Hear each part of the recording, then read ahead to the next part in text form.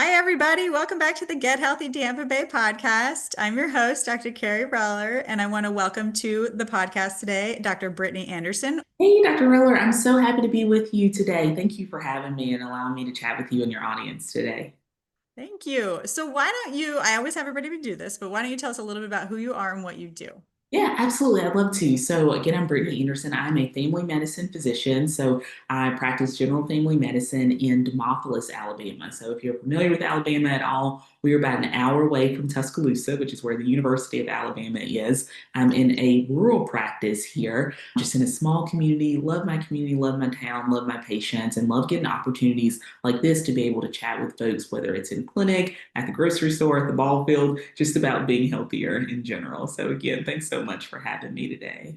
Yes, welcome. So I love what you just said, like getting out and chatting with people in the community. Like that's definitely what, a family physician does. And the ball field, definitely. I run into people there too, and always talking about health and wellness. I love that. So we were going to talk about kind of goal setting today and hear your expertise on that. And it's a very important thing, right? So tell us, how do you begin discussing these kind of things with your patients, clients, anybody? So I love talking about goal setting with my patients. And it's one of the things that beginning this new year, we actually started making more of the end of our annual physical exams or annual wellness visits. We'll say something like, at this time next year, tell me one health change that you want to have made or one health goal that you had. And I realized that I was getting really kind of varied things, or that people were telling me the answer that they knew I wanted to hear, or just giving me something really basic and really generic. So in the last couple months, we started actually sitting out in our waiting room a list about developing your health goals. And so it's asking them to pick just one health goal, and then it talks about making that health goal a SMART goal. And so that's one of the things I know we'll chat about today, but how you set health goals that are SMART goals, and not smart in the sense of, smart versus not smart or dumb or anything like that, but SMART as an acronym for some things that we should think about when we're setting goals. So I ask my patients to do that. So if they look at it or start filling it out when they're in the waiting room, then they're bringing that into the clinic visit with them. And so I'm able to look at it and I can say something like, hey, you put on here that your goal was to get healthier, quote unquote, get healthier. Let's break that down into more of a goal that is actionable, that we can go back and track later, and that we can look at and say, I did this thing. Let me mark that off because I did what I planned to do.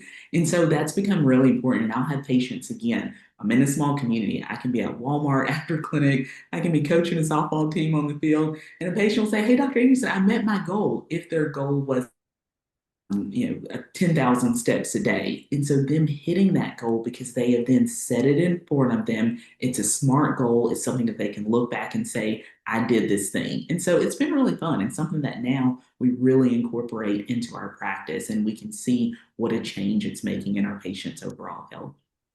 Yeah, I think that's like really awesome. What I want to say is that I think we might have lost you in like a couple Yeah, times. I don't let's know if it's me I or can do you. it all over again. I'm going to change my. No, I think we got it. But I think at the beginning, I just wanted to recap. You had said you were noticing like when patients would come in for their annual wellness visit, this is something that you started doing, right? So they may say something generic at the beginning, and then now you've kind of have this established practice where you're asking patients to like say, hey, what is your goal? And then during the visit, you can kind of clarify and define it a little bit more in detail. And I think that is an excellent thing. Everybody should be working towards something, while they're not seeing you. So, how do you go about, I guess, planning and figuring out this? And basically, what is a SMART goal? Yeah, so SMART goals are again things I love to talk about with my patients, and we set a framework for it. And that framework is not anything that I developed. I should probably know who did develop it, and I don't know. But when we think about setting SMART goals, we think about SMART. And so when we're talking about the S, I tell them that your goal should be specific, and that is where a lot of us kind of struggle at first, right? That we make goals that are really broad or really generic, or we'll say things like I said before, I want to be healthier. And you ask that next question, tell me what that means to you. So instead of saying, I want to be healthier. Instead, say something like, I want to have, 3 servings of vegetables each day, something that is more specific than just really broad terms. And what I tell my patients is to break that down for me. Don't just say the thing that I want to hear you say, but tell me what really your true goal is. So making sure that it's specific, so them defining exactly what they want to achieve. So that's the S. So they're setting out a specific goal, something that's easier to track. So the next step would be M. So what does M stand for? And so the M is that the goals should be measurable, right? So I don't know about you, but I love a good checkbox. I love a good spreadsheet. And so I tell my patients always that when you're setting goals, you want to either be able to check off and say, I did this thing or I didn't quite hit it. And the way we do that is make sure that the goals that we set are measurable. So you can say things instead of, I want to be healthier. Again, define that, make it specific. Instead of saying, I want to get more exercise, maybe to make it measurable, you say, I want to walk for 30 minutes a day, 5 days a week. That is one of those things that you can check the box. Either you did it or you didn't do it. Some people may have a goal that is set around weight or weight loss. And so making sure again that you're setting a measurable goal there. I want to lose X number of pounds. Then it's either you did it or you didn't. So again, I think it's important not only that our goals be specific, which is the S, but the M is that they should be measurable. And then the A in the SMART goals is that the goals should be achievable. And I joke with my patients and say, maybe this should actually be an R and it should be realistic, but there's a whole separate R that we'll talk about. But I think that the goals should be achievable. So again, going along that line of maybe a plan for more walking, make sure that if you say, well, Dr. Anderson, I want to start walking 30 minutes, 5 days a week. If that is something that's in your wheelhouse, then wonderful. But maybe it's not in your wheelhouse to say, I want to walk, 10 miles a day. Is that something that really is achievable? Maybe down the road it is, but we want to start off with goals that are realistic. So think of that A. Yes, it stands for achievable, but in our head, we wanted to make that both achievable and realistic. So starting off with something that you can do, because what we realize, Dr. Reller, is that when we set goals that we can achieve, then we feel good. We get that extra, a little bit of oomph that comes with it, and it makes you set that next goal. And again, it goes back to my love of checking things off. So we set a goal that's achievable that we can hit, and then the next goal we set should build on that and should allow us to continue striving to be healthier if that's our overall goal. I love your idea of data and checklists. So I think it, like you said, measurable things are really important. And even when you said it should be achievable and realistic, that you can get that, what we sometimes say is like a dopamine hit from, Yeah. getting a reward, right, for achieving your goals. Well, if you're measuring your data, even just inputting like into a tracker or something like that, then you can kind of feel rewarding from that experience too. So I do, and in the past, and even for my kids, we use like this habit tracker app. And you can put in whatever habit you're trying to break or a habit, whatever habit you're trying to add, and you can like check off that you did it. So for instance, we make sure our kids read 20 minutes at night. We say how much they read, and they're not seeing that, but I'm checking it off for them. And I think it feels, pretty good inside to have done that. And we'll do it for like math or piano or something like that too. And then sometimes I have them for myself too, of course. Exactly. I love that. I think that's wonderful, especially along the lines of reading. And that's just the thing. We talk about setting goals that are related to health, but you can use these SMART goals for literally everything. Everything that I do, whether it's related to work, if it's related to exercise, eating habits, all those things, I try to make sure, all right, Brittany, is this really like, have I made it as specific as I can? Is it something that I can go back and measure and check off my list? And is it actually something that is achievable? So I think that's great. I love the idea of the habit trackers. That's great. It's a good app if you need to Yeah, suggest it for people who like their data, like monitoring and things like that. It's good. I would And I start. think as along with the tracking thing, when we were talking about weight loss, that people who usually track their food and things like that have a lot more success. Those people who track their weight have a lot more success. The National Weight Control Registry showed that patients who weighed at least weekly had more success of keeping their weight off. And I think they had to lose at least 20 pounds and keep it off for X number of time. And the other thing was this, some like tracking your food too, is people have a lot more success. And I noticed that even within my own patients, the patients who are truly dedicated and tracking their things do really well with that too. It just keeps it top of mind, right? And Mhm. again, when you're setting those goals, and it's not just enough, to write the goal down or to at the beginning of the month decide that goal. But I tell people, write it down, put it on your refrigerator, put it on your bathroom mirror, say it every morning when you wake up, because you're just again reinforcing that plan. And so I love the idea, like you said, of getting those things down in front of you and following it regularly. It's great. Yeah. So we got through the SMA. What is next with the So R? we got through the SMA. The R is relevant, right? And relevancy, I tell my patients and I think about for myself, it's just that making it matter, right? And so really digging into the why this is important. So making sure that it's actually relevant to something you want. So if we were to use the example of, of walking 30 minutes a day for 5 days a week, then that question, the question I'm asking of my patients, the question I'm asking of myself is why is this important? Why is this relevant to me? And even if I get an answer of a why, I say, but why is that important? So sometimes patients will say, well, I want to start walking more. I want to walk 30 minutes a day, 5 days a week because I want to lose 10 pounds. Then I say, well, why do you want to lose 10 pounds? And it may be because I have a dress in my closet that I've been waiting to wear for 2 years that I haven't been able to get to. And that's when I get it, right? And so I keep digging for that why until I can help my patients paint a picture or even help myself paint a picture of why this is relevant to me. Because I think when you identify that reason of why it's relevant, then that really helps you to hold to it. So even for you, you mentioned your kids tracking their reading, at night. Why is that important? Not just to check it off and say that they did it, but it's to build their literacy, right? We know that kids who, read for extended periods of time and who are doing it regularly and frequently, they're going to be better prepared for school and for things that come down the road. And so always digging back to that, why am I doing this? Why is this really relevant to me? So that's the R. Again, it should be realistic in my head because the realistic will give to the A for achievable instead. But I think that the R for relevancy is really important. And that's just making sure that the goal ties into something that's really meaningful for your life. Mhm. Yeah, you definitely need to connect it that something's important, right?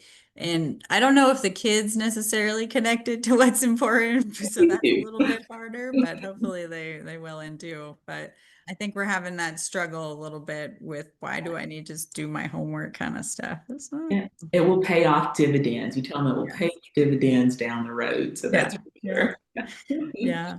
But anyway, so we got almost all the letters. So what's up with Let's do T? it. That's right. So the S was for specific, the M for measurable, the A, that goal should be achievable, the R, it should be relevant, and the T is that it should be time bound. And so we sometimes make these goals that are, by this time next year, this is what I want. And I was guilty of that when I started with my patients. And like I said before, it was before your annual exam next year, what do you want to have changed? But lately we change it into a this month. So what they're looking at in the waiting room is in September, this is what I want to accomplish. And so I think what we realize from those SMART goals is that they should be time bound, that you should say, I'm going to do this by X date. And X date really shouldn't be a year away. Maybe it shouldn't be more than 3 months away, right? Because we find that when we put a goal off for a long period of time, then there's no urgency within us. Then we say, all right, if my goal is to lose, 10 pounds this year, well, there's almost nothing that's going to make me work for that until I get almost to the end of the year and I want to check off that I did it. So make it not just time bound by giving it an end time, but make sure that that time is a reasonable amount of time. So even if that means that you have to set a smaller goal, that's okay, but give yourself a goal that has an end date. And so making it time bound is important. And so, like we said, with that wanting to walk earlier. So I'm going to walk 30 minutes a day, 5 days a week. I'm going to do this every week, 5 days a week for the next 4 weeks. And then you do it, you check it off, and then you increase that goal for the next month that comes ahead. So the T in the SMART goals is making sure that they're time bound. And I think that's really important. Yeah. So I was thinking before we did this discussion on goals, it was like, oh man, did I not do any goals this year? And because I used to always do that. And then I realized, every year I set to kind of run a certain amount of miles, right? And the next year would be to beat it. right? And to do that, like you said, you can't wait till the end of the year, right? So I have to calculate how many do I have to meet each week, to do that. And like you said, breaking it down is very important so that you can, get like bite-sized amounts that can equal the overall goal, right? And I'm sure you have a lot of good things to say about how to break down these goals as well. Like, right. Yeah, I love that idea of breaking down those big goals into smaller Mhm. parts. And so there's nothing to say that you shouldn't have a yearly goal, right? And I do. I wake up every morning. I started this in apparently May of 2025 because every morning I wake up, I say, by May of 2026, I'm going to have done, and I read off work, recite those 10 things in my head. But I'm not waiting until April of 2026 to start those things. In Mhm. May, I took those 10 things that I want to get done by May of 2026 and said, all right, these are the steps to me reaching that. And let me break that 12 months down into quarters. And this is what I need to do each quarter. But in order to reach those quarterly goals, let me break that down to what I need to do each month. And because I'm me, I break down each month into weeks and then I break it into each day because for me, that really works. And that helps me to know that when I get up, again, I love my check boxes, that I can say, I did this thing today so that I can meet that goal that I set for May of 2026. So even though the big goal is far off, I'm setting kind of smaller incremental goals between there. And it's very similar to what you said to your running, right? So your big goal is to do more than you've done in a year past, but you don't want to get to the end of the year and then you got to run a ton to make up for that amount that you need, but instead breaking it down to smaller sections. And that can be done with anything. It can be done with, weight control. It can be done with blood pressure management. It can be done with A1C improvement. So all of these things that you and I see in our really busy practices all the time, all of those big goals that we have for our patients and that we share with our patients, those can be broken down into smaller goals. And I think that's important for us to share with our patients, for our colleagues, our friends all across the board. I think you also said something very important. You said you are reading your goals every morning, right? So another thing I would suggest, and you probably would agree with, is that you need to review your goals, right? And looking at them every day also keeps them up, front of your mind as Yeah, well. absolutely. And whether that's looking at them on the sheet of paper, we're here now at the time of us recording this, it's September. Like, I don't even have to look at that paper anymore because I say this every morning. And I usually say it going from between my bed to getting into my bathroom, but I'll say all of them before I even get there because they have become a part of my routine. And it's something about saying those things out loud or reading them aloud. I have some friends who write them down every single morning when they get up, but it again is just keeping it top of mind, and it makes it not this crazy scary thing. It becomes normal because you're saying it every day, that oh, it's not crazy or abnormal to say that I want to do XYZ because I've heard somebody say that every day. Oh wait, that someone is me. Every day I've been saying out loud that this is what I'm going to do. And so I really love that idea of reciting your goals. My niece is 16. I make her do the same thing, and she has some wild things that she says as a 16-year-old, but she knows what she wants and she's getting up saying those things over and over again. So these things no longer are kind of these out of the box things, but they're things that instead become a little bit more realistic because she keeps hearing herself say it over and over again. So I think it's funny. Again, 16-year-old girls are all kinds of things that they want and that they can set at goals, but we go back and say, all right, is this something that's really achievable? Have you been, is this time bound? Where are we setting with it? But I mean, she wants to take a big trip. She's going to take that trip, I'm sure, because that trip is going to depend on me being the one to pay for it. And she's doing those little things that she needs to do to make sure that she has that trip planned come her birthday next year. But she's taken this big goal and she's broken it down into smaller goals. And so it's, Auntie Brittany, I got this on my report card. It sure would be nice to be able to go, on this trip that I want. So she's working it slowly and incrementally to get what she wants. And so just really saying those goals, putting those goals out there, I think is important. That's awesome. I'm so glad that you've got her doing it too. That's Yeah. awesome. I wanted her to do it for her schoolwork, and she's turned Yeah. it into her own personal gain at It's this okay. point. Yeah. Yeah. She'll learn how to use it in other sources of life, I'm sure. So what do we do when, or how do you adjust your goals when there's some life changes, or how do you be a little bit more flexible if need to?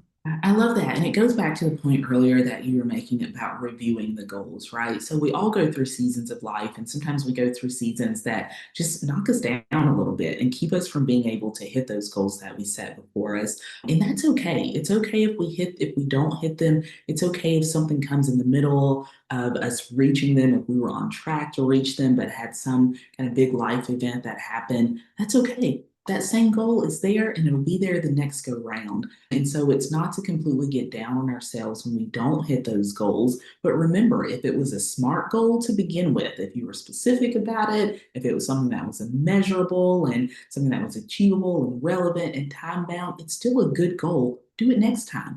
And one of the things that we realize too is that, what's that cliche? If shoot for the stars and hit the moon, or shoot for the moon and hit the stars, right? It's just a matter of setting the goal to start with. That even if we don't quite hit that goal, for myself, I know if I set a big goal and don't meet that goal, I probably still got a lot closer to it and got a lot further along than I would have gotten if I had not set any goal at all. So just giving yourself some grace and knowing that things happen, but if it was a good goal to start with, time goes on, right? We set that goal again for the next go round.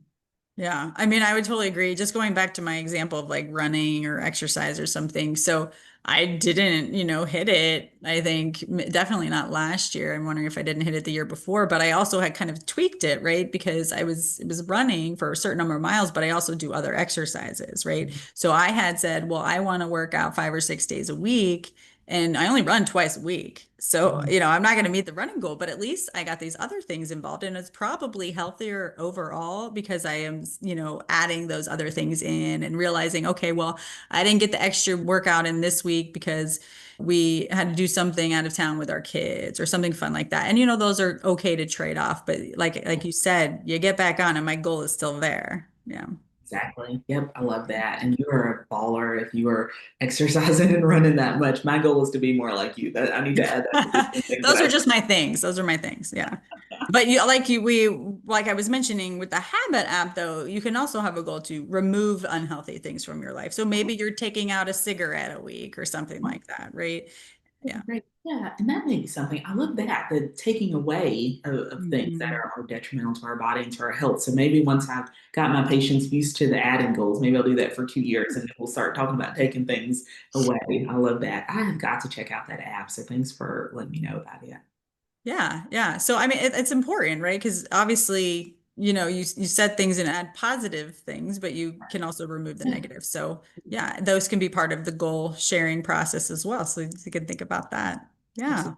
Do you mind sharing with us one of your personal health goals or maybe family members if you don't want to share your own? Yeah, no, absolutely. I'll share mine. And mine really is to eat breakfast every morning. And I know that that sounds crazy and maybe it's something that I should be able to do anyways, but I wake up and am just at like a bottle rocket from the time I get up until I get out of the house, right? And so I've started working really hard on planning ahead for breakfast and making, not just eat breakfast, I'll put something in my mouth, but making it a meaningful breakfast, right? And a breakfast that I'm not eating while I'm editing a podcast or not eating while I'm doing patient notes, but it is to have breakfast, a good protein filled breakfast down in front of me and doing that regularly. And I'm giving myself a little bit of grace and I'm saying 5 days of the week, right? And so that's Monday through Friday. I usually sleep a little bit later or we'll go out to eat or something on the weekends, but 5 days a week in the morning, I'm sitting down to a balanced breakfast in the morning. And for me, that encompasses a lot of things, right? It makes me slow down for one. And while I'm sitting there, I'm not watching TV, I'm thinking through the day, I'm starting to plan for the day. And I realize that when I do that, yes, my goal is to, get breakfast in and to, have that time, but it also sets me up for the rest of the day. And that's major for me. There are so many things that I have in the past and could easily just throw in my mouth on the way out of my house in the morning, but it's so much better for me to sit down. So that is one of the current goals that I'm working on. And I do count that as a health goal. It keeps me from taking in too much sugar in the morning. It keeps me from being super stressed in the morning when I get to work because I've given myself that time through the day. Now, it does take a little bit more planning, and I'm working on that too to make sure I have groceries in the house that can give me a balanced meal on my plate in the morning. But that's one of the goals that I'm pretty proud of myself for having hit. And so it is to have a balanced breakfast 5 days a week and to do it consistently for 3 months. And so it's all those things. It's specific. I'm as specific as I can be with it. It's measurable. Either I do it or I don't. It's achievable because if I wake up in enough time and I can use my stove and my refrigerator, there's nothing to say that I can't put the food on the plate. It's relevant because again, it changes the trajectory of my day altogether. And what I want is a smoother day. I want to lose a little bit of weight, all those things. So it makes sense to me and it's time bound. I'm doing it for 3 months. And at the end of 3 months, then maybe that goal is also that I sit down at dinner time and I have a full balanced dinner in front of me and I'm not doing a million things at once. So it's time bound there and it's one that I know that I can build on later. So that's my current one of the goals that I'm most proud of here lately. That's definitely a good goal. I don't probably do that myself. It's hard. And I do tell patients you need to, not have the distraction, don't eat in front of the TV, don't eat scrolling social media because you could eat more than you really intend to. So it's a great goal. Yep, I'm working on it. I'm working on it. One of the things I didn't mention was the rewarding yourself at the end of it, right? And so sorry that I left that out, but that's one of the things that I tell my patients to do. It's one of the things that, I work on for myself. I teach my niece to do it with her, goals that are set for grades. And it's all right. What is the reward when get the report card that we want? And so same thing. So setting that reward for yourself. My reward for getting up, eating breakfast, a balanced breakfast on schedule is a massage. I don't treat myself to massages very much, very often. So at the end of these 3 months, if I do what I'm supposed to do, I'm going to get a 2 hour massage and I'm happy about it. But there's some people, and I'm one of them, I need something to work towards, right? And on those days when it's easier for me to stay in bed for another 15, 20 minutes, then I think, gosh, that massage would feel good. Let me get up and make some eggs and get some strawberries on that plate and some yogurt because I want that massage. And so for me, it's encouraging and pushes me along. Yeah, I was going to ask you, like, how do you celebrate your goals and stuff? So that's perfect. Yeah. You definitely need to reward yourself for reaching the goal or maybe, almost reaching the goal, whatever it may be. And that's the thing, right? And even, it's one thing for reaching the goal, but it's still that remembering that, gosh, the goals that we set, even if I got to the end of 3 months and only 70% of the time had I done what I was supposed to do, I still did a lot better than I was doing 6 months ago, right? And so even if it's not a physical reward that you give yourself for that, it's still a good pat on the back, right? And realizing that you did a lot more than you were doing this time X number of months ago. I think that's important. Yeah, definitely. Do you have any like other like fun rituals or habits that keep you motivated or be Yeah, the so my breakfast one of morning them? yeah. So my morning repeating, reciting the 10 goals is a big one for me. I'm getting in the habit. I feel like I've talked about my niece a lot today, but we have also got in the habit of at the end of the day reciting our wins for the day and planning our wins for tomorrow, right? And so I was reading The Gap and the Gain, which is a wonderful book. I read it recently, and it's one of the things that they mentioned doing in it. So just saying out loud your wins for the day and then going ahead and planning ahead what those wins for tomorrow will be. And so it really keeps you in the moment. It really keeps you from thinking, oh, nothing good happened to me today. But my wins for today are I had a really good breakfast today. I got all my morning patients done before 12 o'clock. I got all my morning notes done, and my wins for tomorrow are going to be that, I'm going to get all my laundry done. And so it's kind of forecasting, right? So planning those things ahead. But that is another kind of thing that I started to adopt lately that really helps. And all those things, of course, can be tied into your goals. So I could easily say my wins for today were, that I didn't burn my house down trying to boil eggs, that, my avocado was ripe this morning. I mean, and so it can be that we name those wins that are related to our goals too. And that I think is important. But it's made such a big difference, just that. And I think setting goals in general, even my staff now, in the mornings before we see patients, we huddle. So we review all of our patients for the day, and then we go around the room and we talk about our work goal for the day. And I tell them that it's not just have a good day, it needs to be a smart goal. So we go through our work goal for the day and we name a home goal for the day. In doing that, it keeps us accountable to each other as well, to make sure that we're doing those things that we've said out loud to everyone else in the room that we want to do, both at work and at home. I love that. I mean, those are great, like team building things that you're doing too. I would say I do the wins, and sometimes my wins are like what you said, like you didn't burn the house down. Mine would be like, I didn't cry when dot dot dot happened today. Yeah, say them out loud. Count them as wins. Those count. Absolutely. Absolutely. Yeah. Well, let's see. Do you have anything else about goal setting you want to share for our listeners? The only thing else that I'll add would be just what I was starting to say about my staff here. So when we set our goals, it helps us to hold each other accountable to them, right? And so even me telling you aloud my goal about eating breakfast, I now feel like I'm accountable to you for that. That if I run into you in Tampa Bay somewhere, you are well okay to say, hey, Anderson, did you eat a full breakfast this morning? Did you sit down in front of your TV and eat it or not? But I love that piece of having accountability. And so making sure that you share that goal with someone else. So when I'm talking to my patients about it, then I'll include it in their chart for the day. I'm putting there, I've got a space that says goal. I put what it is, I put what we talked about with it. So next time I see them, I'm asking them about it again. And they've gotten to the point now that they know I'm going to ask them about it again. And so it really does hold them accountable to me to do those things that we talked about. And I think that accountability piece is really important. And so I encourage folks, as you're setting a goal, tell somebody that you love, that you trust about that goal, and ask them to hold you accountable to it. And if you need that trade off, then tell them to set their own goal and you can hold them accountable to it. So it's not just you feeling like they are making you do something or not. But I love that accountability piece as well. Yeah, I'm so glad you mentioned that because that makes it a lot more real and that you're probably going to have more success sticking to it and, working toward it at least. So I think that's a really good, important point as well. Yeah. Awesome. Well, where can people find you if they want to follow you, work with you? I know you have a podcast too, right?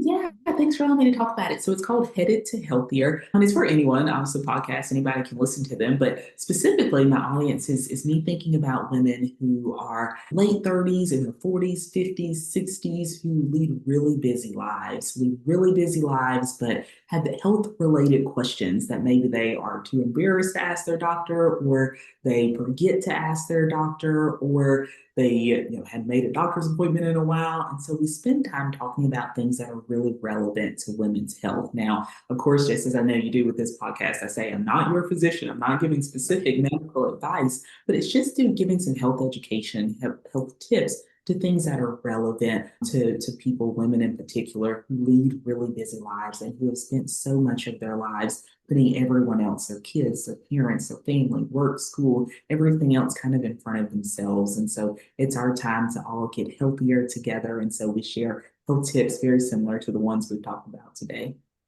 Love it. Yes, everybody should listen. I mean, you're doing amazing things and they definitely need to be following you and watching your lead. So thank you for your time today and for coming on the podcast. I really, enjoyed our conversation. I think everyone listening is really going to go out and set their SMART goals, I hope.